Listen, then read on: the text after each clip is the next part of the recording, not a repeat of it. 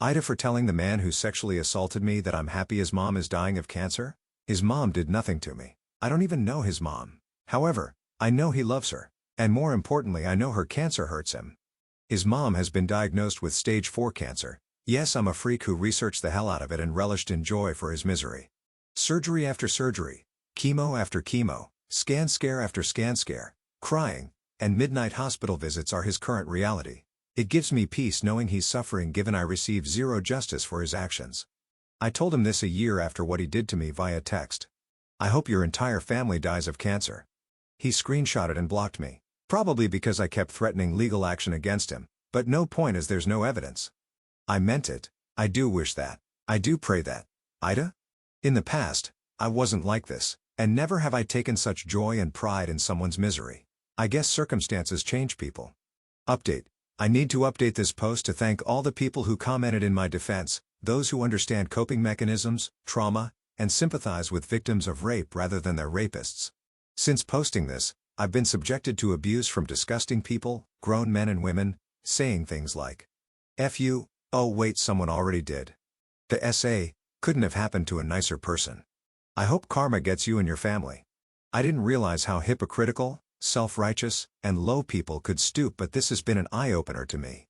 The fact people sympathize with my 30-plus-year-old rapist, who preyed on me at 18 for receiving a hateful comment by me, his victim, who received zero legal justice for the crime he committed against me. Yet those same people attack me and rip me apart for sending him a nasty message, which doesn't even come close to the pain he caused me, nor could it ever. I don't know his mother, nor his family, and neither do I care about them suffering. I am not physically harming anyone, nor did I contact anyone in his family, or would I. I am simply expressing my desire to see my rapist suffer, even if not for his crimes against me, as it gives me some relief and sense of justice.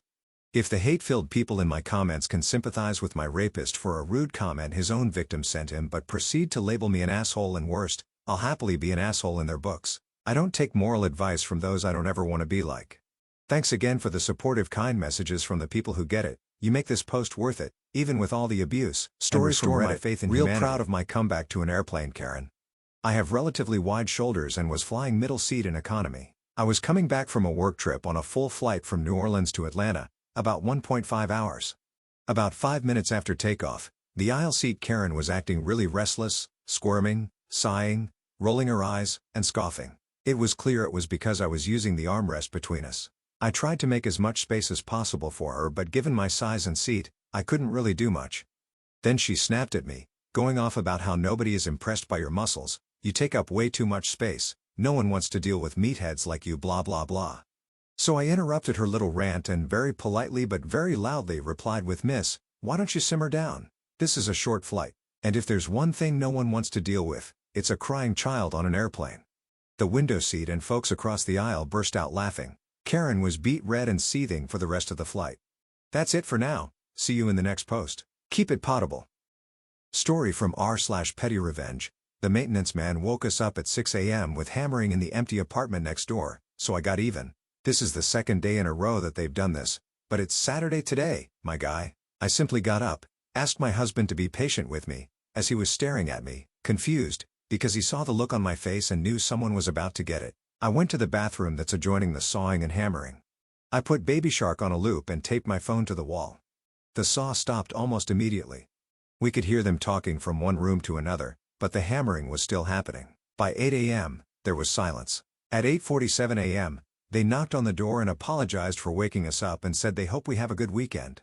Nothing about the music. But they are switching to pulling carpet for the day, which is quiet. I thanked them and wished them luck. Then I went inside and stopped the music. Victory. It's small, but it's mine. Edit. Getting some hate in the comments and my DMs, so I'm done responding. It wasn't that serious. We've been joking with them since they turned around the apartment on the opposite side last week. And no, the phone wasn't equivalent to a boombox. It didn't rattle the walls. I honestly doubt they heard more than the melody, as we can't hear our neighbors' conversations. Just the rumble of their voices when they talk and if they yell. No one is getting evicted, and I'm not going to the office to get them fired. It was annoying, then silly, and then it was over. Have a lovely weekend, everyone, and see bat away. Edit. We've decided to bring them snacks and joke about the song and make sure they're actually okay and not upset. We really don't want to upset maintenance. They're good people, just working, and I bet they don't want to be here either. That's it for now, see you in the next post. Keep it potable. Story from r/AITAH for banning my sister-in-law and her kids from my house? Throwaway account because my sister-in-law is on Reddit. I, 39 female, have a grand piano that's been in my family for generations. It was originally my great-grandmother's, passed down to my grandmother, then my mother, and now me. It's a Steinway grand piano, worth more than I care to say, but its value is more sentimental than monetary. It's been lovingly cared for and holds countless memories of family gatherings, holidays, and music lessons. I've always treated it as more than a piece of furniture. It's a part of our family history. Last weekend, I hosted a family gathering, and my sister-in-law, Laura, 29 female, came with her 2 kids, 6M and 4F. Her kids are a handful, to put it mildly. I made it clear when they arrived that the piano was strictly off limits. I even put up a sign that says, "Do not touch." At some point during the party, I noticed her youngest running his hands over the keys while Laura just laughed. I told her it wasn't a toy, and she said, "Oh, it's fine. He's just curious," but pulled him away. I thought that was the end of it. Later, I walked into the living room and nearly had a heart attack. Her older son was standing on top of the piano while Laura stood nearby, taking pictures like it was cute. I yelled at them to stop immediately, but by the time the kid got down, the damage was done. There were deep scratches all over the lid and top of the piano. I was furious. I told Laura she needed to leave, and she got defensive, saying I was being dramatic and that it's just a piano. She refused to apologize and even accused me of being uptight for caring so much about an old piece of wood. That night, I texted her to let her know she and her kids are no longer welcome in my house. She responded by calling me petty and claimed I was punishing her kids for being kids. Some family members are on my side, saying Laura was reckless and disrespectful. Others think I'm overreacting and being too harsh, saying it's just a piano and I shouldn't ban family over it. To me, this isn't just a piano. It's a part of my family's history that she let her kids ruin while she stood there laughing. AITAH for banning her after this? Story from r/AITAH for refusing to help my brother pay off his debt after he tried to publicly shame me? I, 19 female, started a new job recently and saved up quite a bit of money over the past year. My family was proud of me, but my older brother, 25 male, immediately started making comments like, "You're finally rolling in cash, so I guess you can help your family now." He has always been bad with money, mostly from wasting it on gambling and unnecessary purchases. Last week, he asked me for $3,000 to help pay off his credit card debt. He said he needed it to avoid getting into more trouble.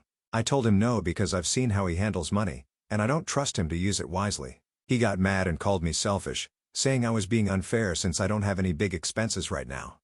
It didn't stop there. A few days later, he went on social media and posted a rant about how I was hoarding money while my own family struggled. He even called me a bad sister for refusing to help. Now some family members are saying I should just lend him the money to avoid more drama, but I don't think I should have to pay for his mistakes. AITAH? Story from r/Petty Revenge. Coworker tried to shame me for touching my shoe. This happened a few years ago in a large corporate office I worked in. I was conversing with my boss while sitting on this file cabinet drawer type of thing that had a cushion on top for people to sit on. Probably about 6 months into working there. Enter a whole coworker, AC. AC worked on a team adjacent to ours, and was the type of woman who was generally disagreeable and would put people down, especially doing it in front of others to humiliate them. Probably to project some sort of insecurity or need to be better than others, I don't know. Unfortunately, she had quickly worked her way into a mid-level position at a young age which added to her arrogance. Well, she approached and pulled up a chair to chit-chat with my boss and I about something we were working through. As I was sitting on the drawer, I had one leg crossed over another and must have been playing with my shoe and shoelaces subconsciously with my hand. Out of nowhere, AC interrupts the conversation and exclaims, "Ew, you just touched the bottom of your shoe. That's like so gross. Do you know how disgusting the bottom of a shoe is?" My boss and I just kind of looked at each other. I think AC wanted me to act embarrassed and coalesce to her gripe or bow down to her or something. But I just responded, "Why would you call me out like that, other than to be in a hole?" She was shocked and dumbfounded that someone actually retorted back to her snide comment. She tried backtracking, saying, "Well, I just don't want you to get sick because the bottom of your shoe has so many germs," to which I responded, "Okay then, send me a Slack message or tell me privately instead of trying to humiliate me in front of people. That's just completely rude and disrespectful." She quickly changed the subject back to what we were talking about and wrapped up her involvement before leaving back to her desk. My boss turned to me trying to hold back her laugh, saying, "I've never seen someone put AC in her place before. You just absolutely roasted her." That was definitely one of my smoothest comebacks to date, and she never mocked me again. Story from r/malicious compliance. Got reprimanded for not leaving my uniforms at work, so now I didn't have any uniforms at home when it mattered. A couple of years ago, I was in the Navy, assigned duties on a ship. At the start of the story, I was an extremely junior service member, lowest rank in my shop. Typically, on board the ship, our usual uniform was coveralls, in our department, and we arrived and left from the ship when in home port in civilian clothes. Now, we were moving up the river, about 4 hours underway, about an hour driving distance, for a week to unload weapons stores for a training exercise underway coming up later that month. Typically, when leaving the area of the port of record, which we would, for the training exercise, we're also required to have suitable transit uniforms aboard in case we pull into port elsewhere. For this week-long weapons unload, I had no plans to leave the ship, and we weren't leaving our port of record's geographical area, and would be returning to our home berth again before the upcoming trip, so I didn't prep my uniforms to bring on board, seeing no use for them. At the last minute, our medical department scheduled medical appointments on our behalf at a small satellite clinic at the weapons station, with no input of our own, and informed me I'd have a dental appointment while there. I immediately went to my supervisor with the issue, because I had no suitable uniforms for off-ship use on board, and we were required to attend medical appointments in uniform. I got written up for not having my uniforms. Now, there is no specific policy on which types or how many uniforms are required to be on board, but there are specific policies on having sea bag inspections and what is required to be present for them, so my write-up was for not having an inspection-ready sea bag available. Copy that. Makes sense. When we get home that weekend, I move all my military uniforms aboard, bringing a full inspection-ready sea bag to the ship as required, and leaving no uniforms at home. Fast forward a few years, everything's peachy. And I have the commanding officer's approval to miss an upcoming late-minute rescheduled underway due to prior schedule leave in order to re-enlist. While I'm halfway across the country re-enlisting, my department fails an important inspection for our deployment workups. The inspectors work with the ship's command to reschedule, and they adjust the underway schedule last minute again. Now they're getting underway for a re-inspect the night before my leave ends, and the re-inspection starts the day I return from leave.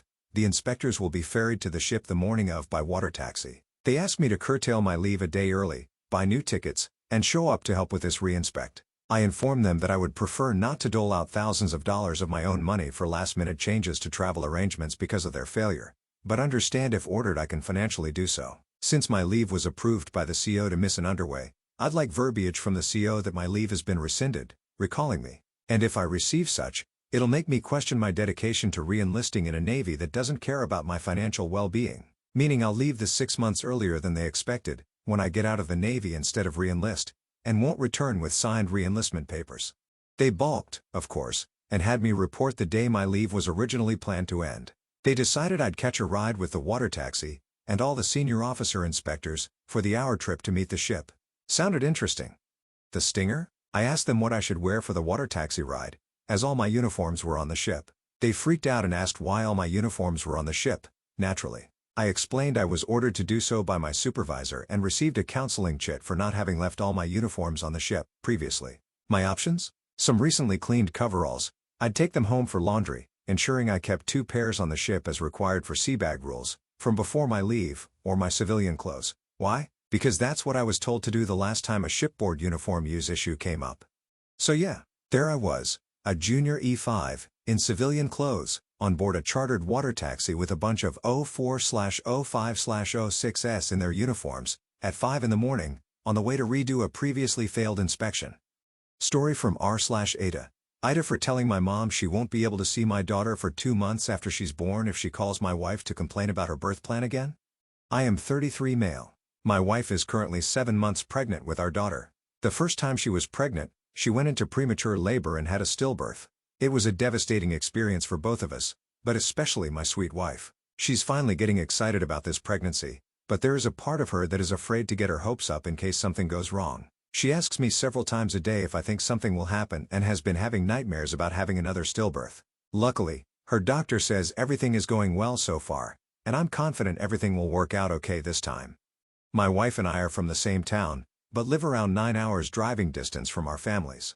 Right now, the plan is for my wife's mother to drive up once my wife goes into labor. She's going to support my wife during the labor and also stay for a week or so after the baby is born to help us get settled. My wife explicitly said that she doesn't want any visitors aside from her mom for the first few weeks after the baby is born. She told me she wants my family to visit a few weeks after the baby is born and even said my parents could stay in the guest room so they get more quality time with their granddaughter once we're ready for visitors.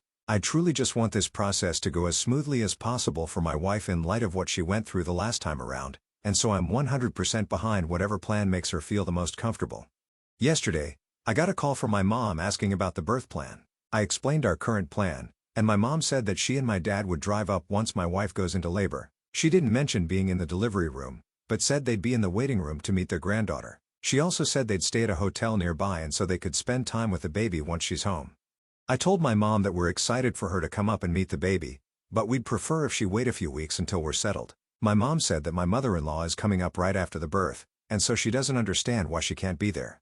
I explained that my mother-in-law is there to support my wife during the labor and help her get settled after the baby is born. I added that my wife obviously feels more comfortable with her mom and doesn't feel pressure to have the house spotless and be the perfect hostess when her mom comes over. I also said that we want her and my dad to get a lot of time with the baby, and we don't know how my wife is going to be feeling immediately after the birth.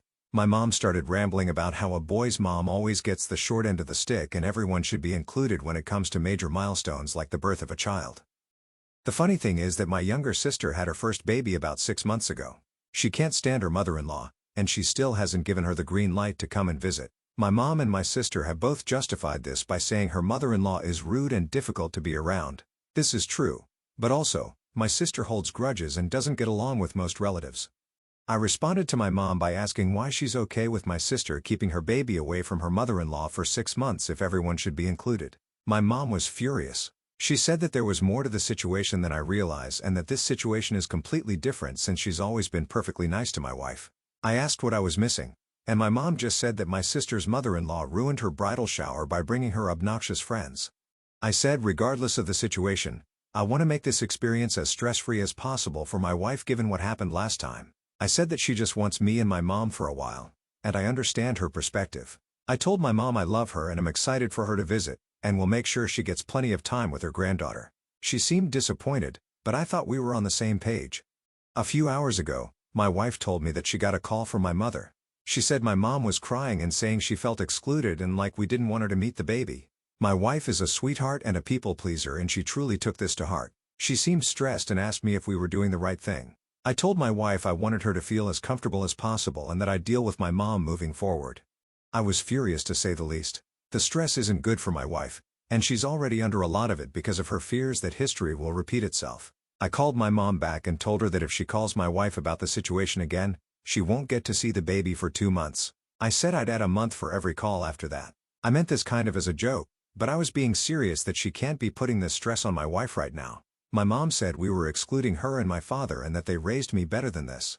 My dad called and said I was wrong to give my mom an ultimatum and punish her for expressing her feelings. He said that I was using time with the baby as a form of control.